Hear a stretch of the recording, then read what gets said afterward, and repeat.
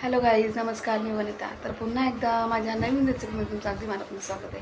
तर गाईज, मी आज घेऊन आली तुमच्यासाठी भातापासून भाजी. नाव थोडं ऐकायला युनिक आहे, पण चला काही वेळ न घालता आपण रेसिपीकडे वळूया. तर गाईज, हे बघा, तुम्हाला बोलले की मी भातापासून एकदम कुरकुरीत भाजी बनवणार आहे. तर तुम्हाला आपण काय करतो, भात कधी आपला उरला तर आपण भात फ्राय करतो किंवा फ्राईड राईस बनवतो. आता म्हणजे असं नाही की भात त्याला फक्त रात्रीचाच उरलेला पाहिजे, तुम्ही ताज्या भातापासून पण भजी बनवू शकता. तर माझ्याकडे उरला होता थोडा, तर म्हटलं उरलाच तर आपण याचा काहीतरी उपयोग करूया, म्हणून म्हटलं ही रेसिपी तुला शेअर करावी, म्हणून मी म्हटलं बनवावं. आता मी त्याच्यासाठी काय घेतलं आहे, हा एवढा भात आहे फोडून मोकळा करून घेतला आहे. आणि असं नाही, तांदूळ कोणतेही चालतील, याला कोणत्या भाताची भजी होऊ शकतात. आणि त्याचबरोबर हे घेतलं आहे मैद्याचं पीठ. मैद्याचं पीठ आपलं जसं आपण भजी करायला आपण बेसन पिठाचा वापर करतो की जसं काही प्रमाण नसतं, तसंच याचं आहे. आता हे आपण भात चांगला मोकळा करून घेतला आहे, म्हणजे सगळा फोडला आहे असा. पण कधी कधी आपण काय करतो, शक्यतो आपण भात फ्रायच करतो. माझ्या घरात पण जास्त करून तेच होतं, जर भात उरला तर भात फ्रायच करते मी, किंवा नुसतं असा जिरा टाकून जिरा राईस बनवते. पण आज म्हटलं जरा काहीतरी वेगळं बनवावं. आता ज्यांना ही रेसिपी माहीत असेल त्यांच्यासाठी चांगली आहे, पण ज्यांना माहीत नाही त्यांनी हा माझा व्हिडिओ कंटिन्यू बघा. आता आपण झालं आपला भात मोकळा करून. आता याच्यामध्ये मी टाकते मैद्याचं पीठ.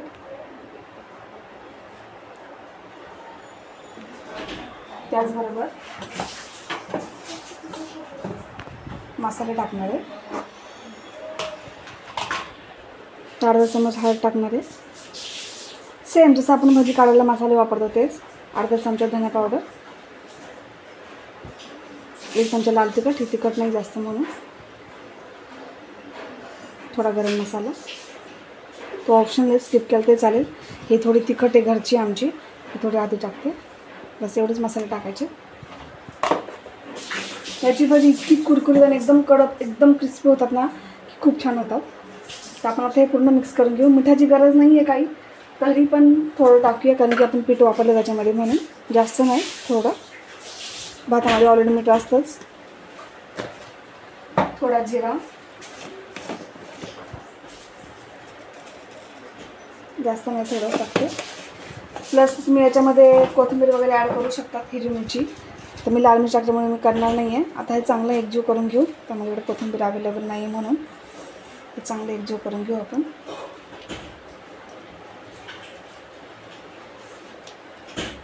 यात थोडा पाण्याचाही वापर करायचा आहे आपल्याला. थोडं वाटलं तुम्हाला ते पीठ ॲड करू शकता.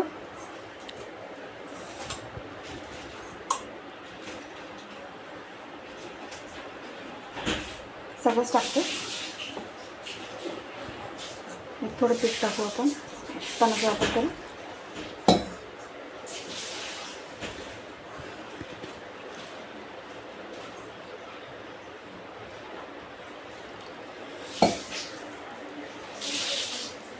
तो भात आहे आपल्याला पूर्ण हाताने मॅश करून घ्यायचा आहे, पूर्ण असं.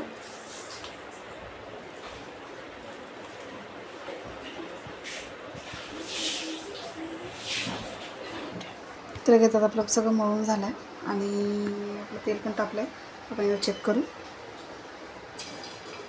तेल पण तापलं आहे आपलं चांगलं. आता आपण याचे छोटे छोटे बॉल करून किंवा असंच टाकलं तरी चालेल, थोडे मोठेच झाले. असं बॉल करून नाही किंवा डायरेक्ट टाकलं तर चालते. आपण एक एक टाकू याच्यामध्ये.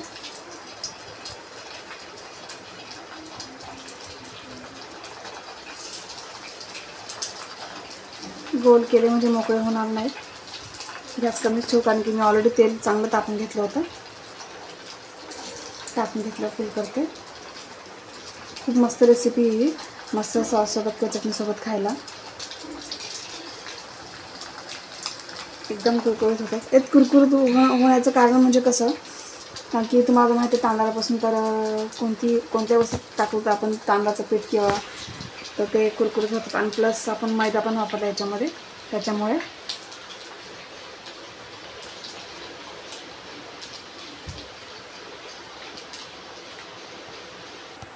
ते गॅस फुल करते.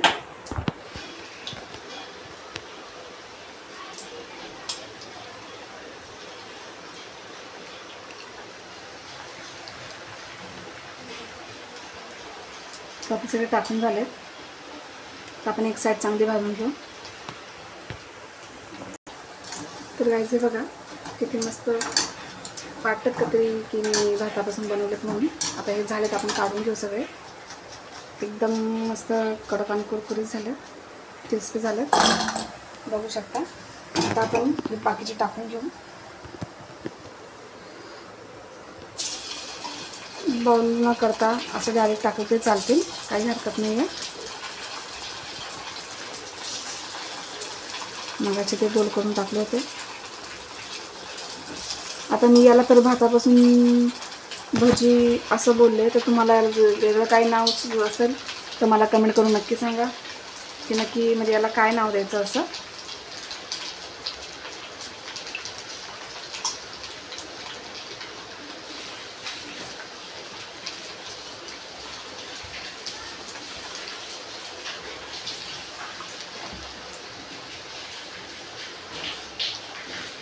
तर बाकीचे पण आपण हे असेच काढून घेऊ, मग दाखवते हे.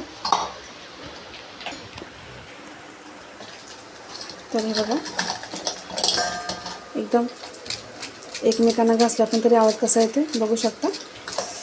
फोडून पण दाखवते. हे बघा आतून पण किती सॉफ्ट आहे, खूप छान लागतात. तुम्ही ही रेसिपी नक्की ट्राय करा. तर बाकीचे आहे आपण तेवढे काढून घेऊ.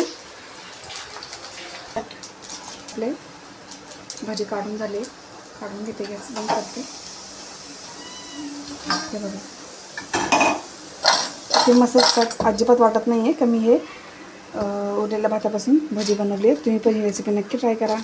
कशी वाटली कमेंट करायला विसरू नका. तर काय झालं, माझ्या मुलांना विचारते कशी वाटली त्यांना रेसिपी. अंकू कशी वाटली रेसिपी? खूपच छान झालं. आणि गाईज तुम्ही पण नक्की ट्राय करा. आवडले तर लाईक करा, शेअर करा, कमेंट करायला विसरू नका. आणि हो महत्त्वाचं म्हणजे सबस्क्राईब करायला विसरू नका. Bye bye.